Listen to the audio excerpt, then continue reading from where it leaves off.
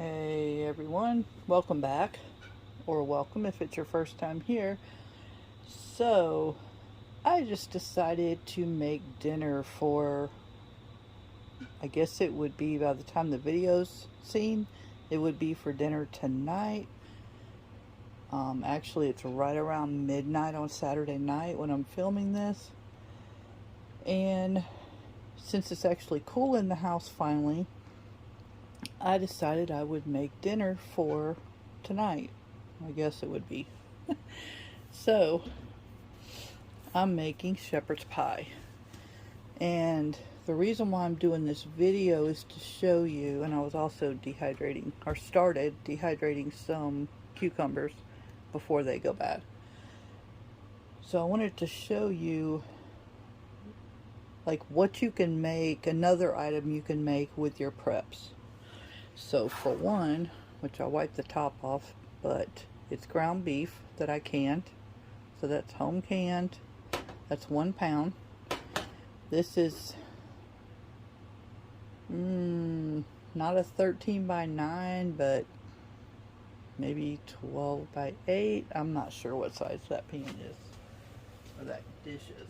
So I loaded a bunch of seasonings. See if I can show you. It has, so far, and I was getting ready to do the potatoes. If you've never made shepherd's pie before, it's very simple. And you can basically do whatever you want to do. So I put a can of mixed vegetables, which is going to expire in December anyway.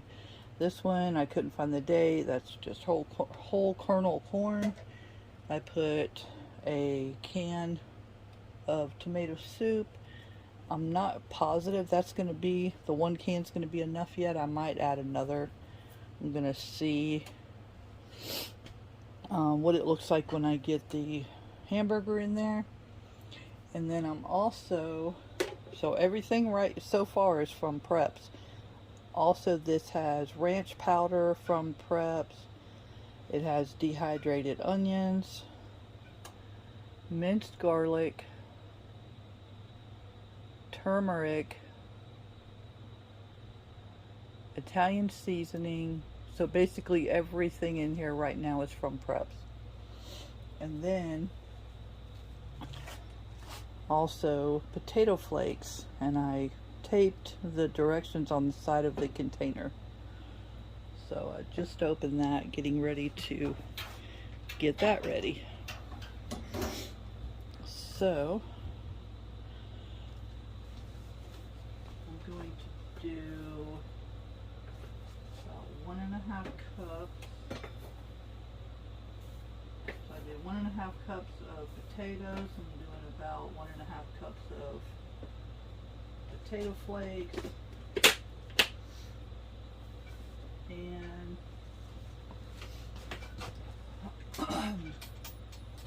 let's see. Another thing from Preps is my ghee that I made myself.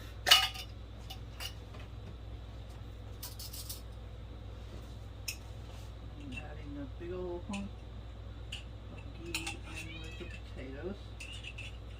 Let's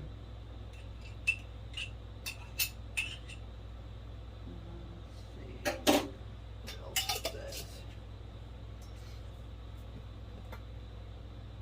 And 1/3 cup of milk.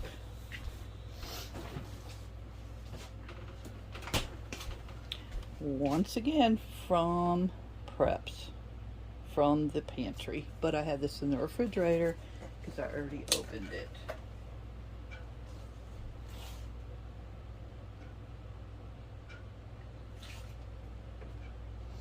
So I'm dumping this off. Sorry I can't really spin y'all around. I don't have a lot of kitchen space.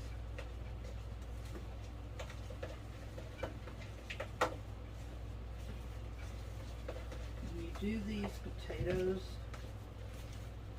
I might have to add a little more water. I think I will. I'm adding filtered water.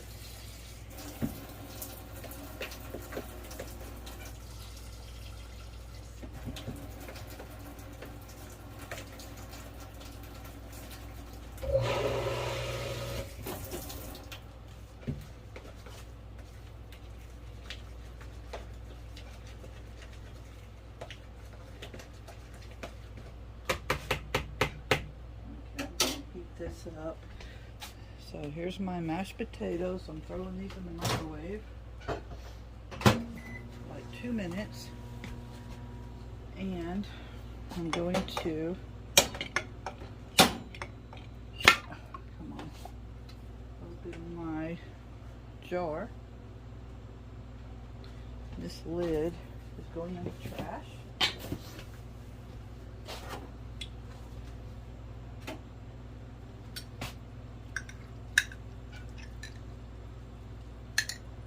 This hamburger,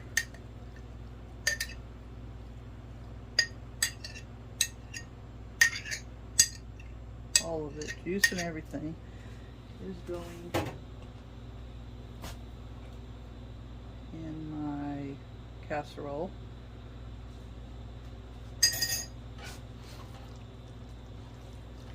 And you just see it, you just stir this up.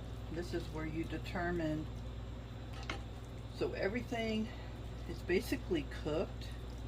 Like I pulled that hamburger, that ground beef from my pantry because it's after midnight and I really didn't want to cook. Even though I'm cooking, I'm not cooking. So you just mix that up and it does look good, so I'm not going to add another can of tomato soup. You can put all,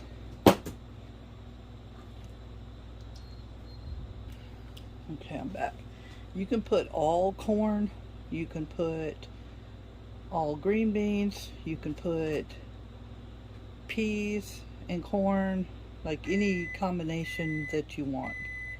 This does have some potatoes in it, and it has some carrots in it. It has, now the cat thinks she has to eat. Just a mix. You can basically, like I said, put whatever you want. I used to always do when my kids were little, because you know how kids are finicky with their food. You can just put peas and corn. This is another good place to sneak in some greens. Like you can dehydrate. I think it's the witching hour for my cat. Sorry about that. So you can dehydrate spinach and just grind it up with your hand and sprinkle it in here and basically hide your greens in your soups, your stews, your casseroles. So that's another good reason to dehydrate anything green and healthy that your kids won't eat. So I wished I had known all that when mine were little, but mine are grown now. So there's that. And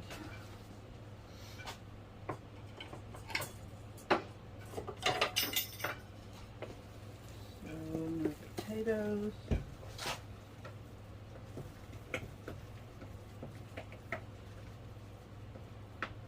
You want to make sure you make at least, I don't know if you could hear me. You want to make sure you make at least enough potatoes to go like a thick layer, a thick layer that goes all the way across your meat and vegetable mixture. And if you use instant, once again, it comes from your pantry, from your preps. This is so quick and easy, it's like stupid ridiculous. So, get rid of that. At least it'll look pretty. So I might have to, this is where you can determine too if you need to make more. It's easy just to throw some more together from instant.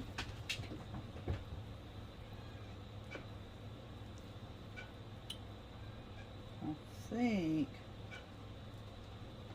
think this will be good, but not very thick. You can just make, I'd say probably 6 to 8 servings, especially if you're using a 13 by 9 pan. you definitely always want to make like 8 servings of potatoes. That's what I always did.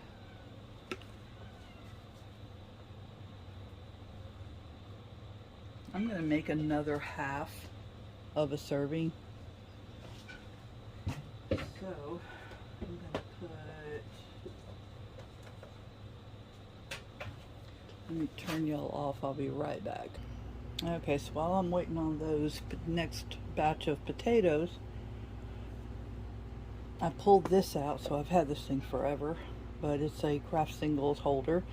So you want to cover, after you put your potatoes, and I'll show you, you want to cover the top with slices of cheese. Excuse me. You don't have to use craft singles. You can put shredded, but this is what I've always used. It gives it a unique flavor.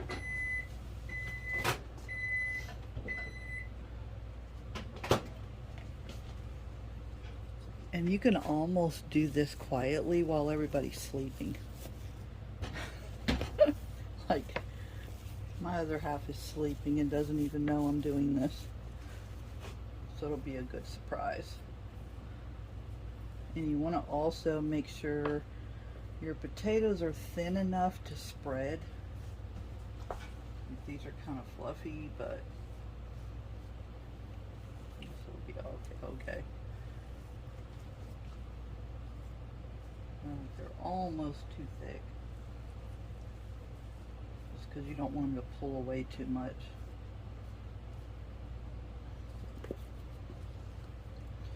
And I said, it's quick. It doesn't have to be perfect. You just do whatever. Like I said, whatever vegetables.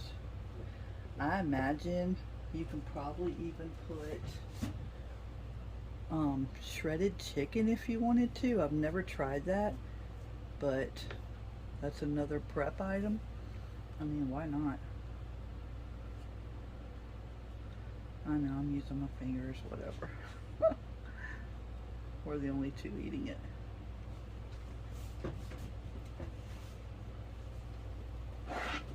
So,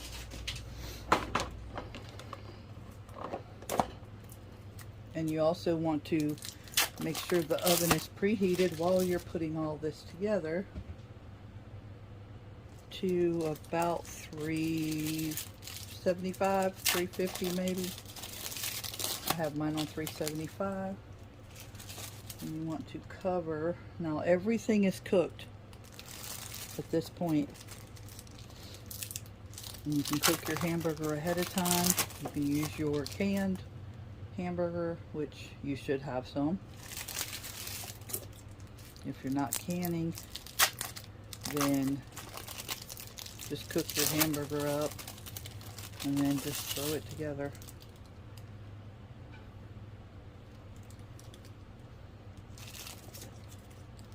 So far that's 4. There's 5. Nope.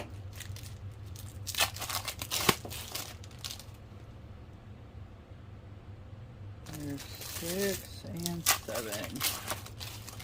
And on a 13 by 9, I believe it used 10 probably. And if you want to up everything a little bit, so you can also, I guess I could do that. You don't have to cover the entire top, but I'm going to, just because I love cheese.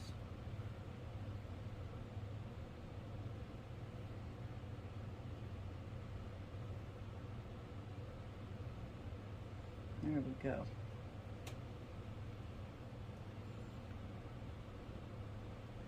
Okay, so all you do is throw this in the oven and make sure all your stuff's inside.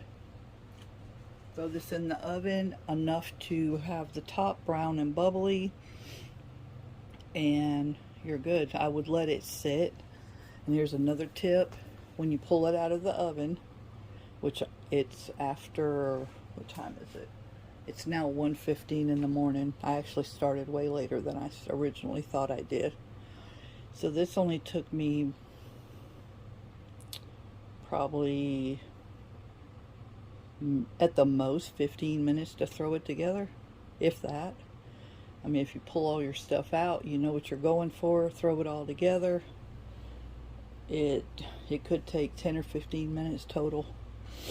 So I'll show you what it looks like when it comes out of the oven. And if you want to keep an eye on it, if your stuff starts bubbling up and over, like your cheese and your tomato soup and whatever, then you want to put a cookie sheet down below it. So basically all you're doing is warming this up and getting it like brown and crispy. So I will bring y'all back as soon as I pull it out of the oven. And like I said, I was going to tell you another tip is leave it sit, and then that way it doesn't fall apart like when you cut it in squares like you would a regular casserole. And if you've ever done a bunch of casseroles, you already know this tip. You let it sit, and then basically when you cut it, your pieces are still formed. And this is even better the next day, so that's why I make it ahead of time. Once the flavors incorporate after cooking and then letting it sit in the refrigerator covered overnight or even 2 days, it tastes amazing. So it's almost ready, and I did have to put a pan under it because it started dripping down in the bottom. So it's almost ready to pull out. Okay, here it is. I waited about long enough. It was spewing out the sides, like right here and back here mostly, and back there. So I decided to go ahead and take it out. But the top should actually look like this, like a little bit brown. It will be fine. That's good enough. So I normally wait to do this, but I'm just going to show y'all a little.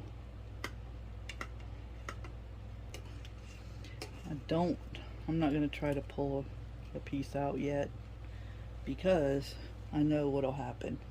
I'm going to have to wait a few minutes, and then I'll try to show you what it looks like on a plate.